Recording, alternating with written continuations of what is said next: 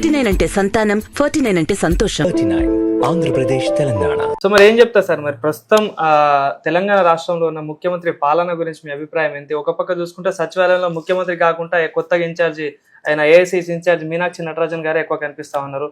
So ముఖ్యమంత్రి గారేమో కనిపించట్లేరు. So దీనిపై కొంత విమర్శలు కూడా వస్తా ఉన్నాయి. సో మీరేమంటారు మరి దీనిపై? అనేది కొత్తగా కాంగ్రెస్ కొత్తగా ఇట్లా కాంగ్రెస్ ఓకే 1981లో టి అంజయ్య ముఖ్యమంత్రి ఉన్నప్పుడు రాజీవ్ గాంధీ ఎంత అవమానించిండు ఎయిర్పోర్ట్ లో. అప్పుడు ఆంధ్రప్రదేశ్ సమాజం అంతా సలదించుకున్నది. అప్పుడే గౌరవనీయ ఎన్టీ రామారావు గారు సినిమా స్టార్ అయి ఉండి కూడా ప్రాంతీయ పార్టీ పెడితే అవమానాన్ని తట్టుకోవాలి, తెలుగువాడు ఏదన్నా తట్టుకుంటాడు, ఆకలినన్నా తట్టుకుంటాడు, ప్రపంచంలో ఏమైనా తట్టుకుని ఆత్మాభిమానం చంపుకోడు, అవమానం తట్టుకోడు. ఇది తెలుగు వాడు, తెలంగాణ వాడు కావచ్చు, వాడు ఆంధ్ర వాడు కావచ్చు, తెలుగు వాడుకున్న ఆత్మ గౌరవం ఒక్కటే. కాబట్టి ఇప్పుడు కూడా గుణపాఠం చెప్తాం.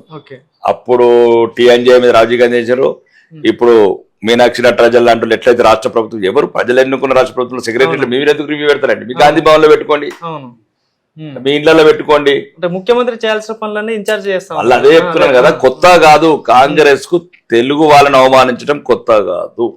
దీనికి సమాధానం ఎప్పుడైతే 1982, 83లో గౌరవనీయ దివంగత ముఖ్యమంత్రి ఎన్టీఆర్ గారు సమాధానం చెప్పారు, తెలుగు వాడి సత్త ఎంతో చూపించాడు, ఇప్పుడు తెలంగాణ వాడి సత్త కూడా చూపిస్తాం. రైట్. సో మరి ఇంకోటి సార్, రాష్ట్రంలో చాలా హాట్ టాపిక్ గా ఎప్పుడెప్పుడు అని చెప్పేసి ఒక అంశం తెర మీదకి వస్తా ఉంది. బీజేపీ రాష్ట్ర అధ్యక్షులు ఎవరనే దాని మీద కూడా బాగా చర్చ నడుస్తా ఉంది.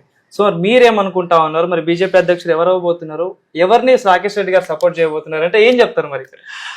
ఇప్పుడు మీకు నిన్న పార్లమెంట్ లో అమిత్ షా గారు సమాధానం ఇచ్చారు దీనికి. ఎవరు అఖిలేష్ యాదవ్ గారు ఒక ప్రశ్న అడిగాడు నవ్వుకుంటూ, యూపీలో కనీసం అధ్యక్షుని కూడా నిర్ణయించుకోలేని స్థితిలో ఉన్నారని అఖిలేష్ యాదవ్ అంటే, నేను నవ్వుకుంటేనే సమాధానం ఇస్తానని చెప్పి లేచిచ్చాడు. మీరు మాది ఒక సుమారు 12-13 కోట్ల సభ్యుల